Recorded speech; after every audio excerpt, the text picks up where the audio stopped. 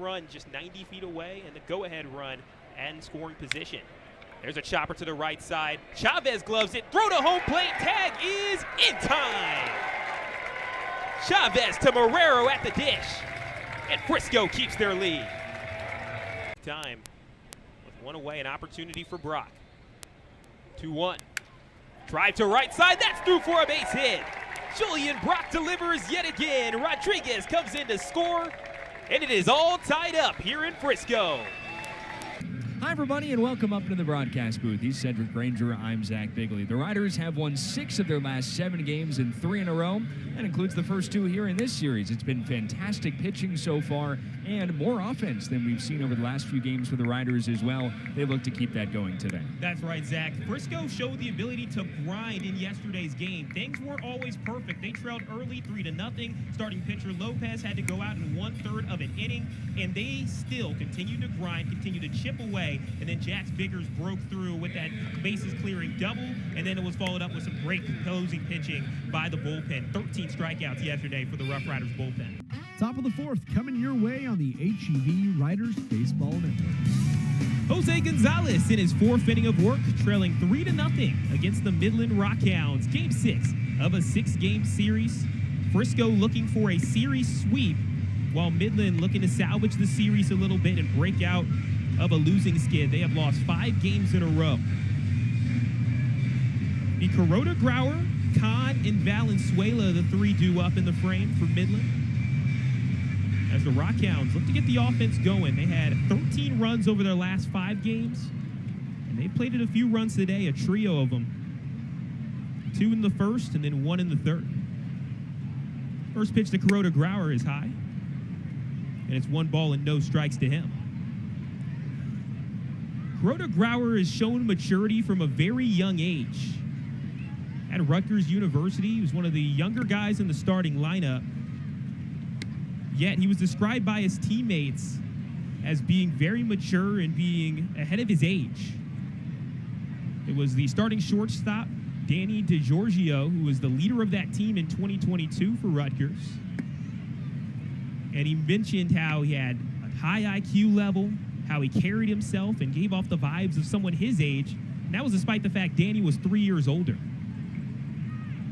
2-1 to JKG. And that's ball 3.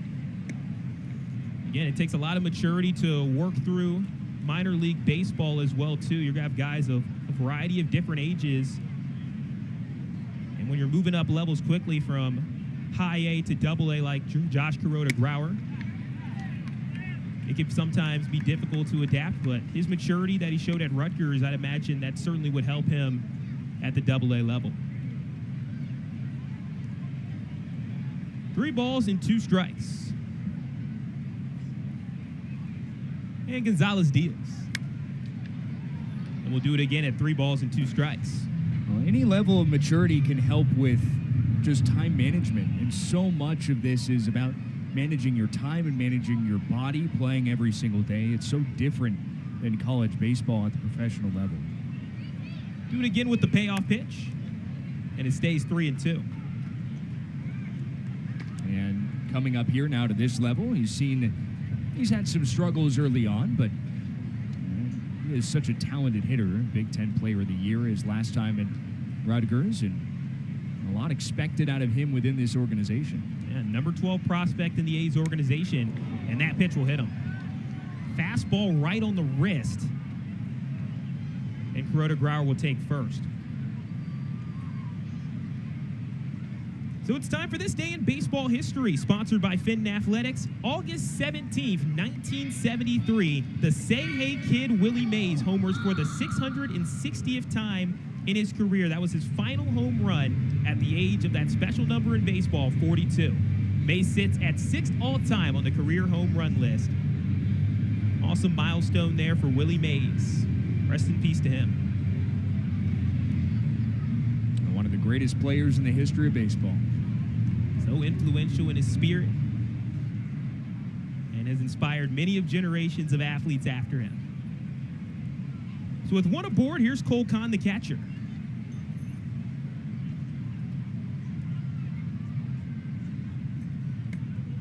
Not great at remembering people's names, though. It's not for everybody. Everybody's got their strengths and weaknesses. But That's where the Say Hey nickname came from. He'd say hey to everybody because he didn't know anybody's name.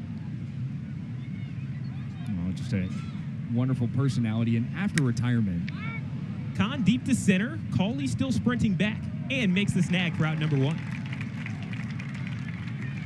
he was such a big part of that Giants organization after retirement, especially when they started winning in the early 2010s. He was around that team a lot and was very influential on a lot of the young players. And one of the really cool things is they would have Giants players who were in the minor leagues come and work out in the camp and at the actual ballpark, and they'd have Willie Mays go and talk to those players. And just to hear the stories he told and everything that has changed so much from when he played to everything now.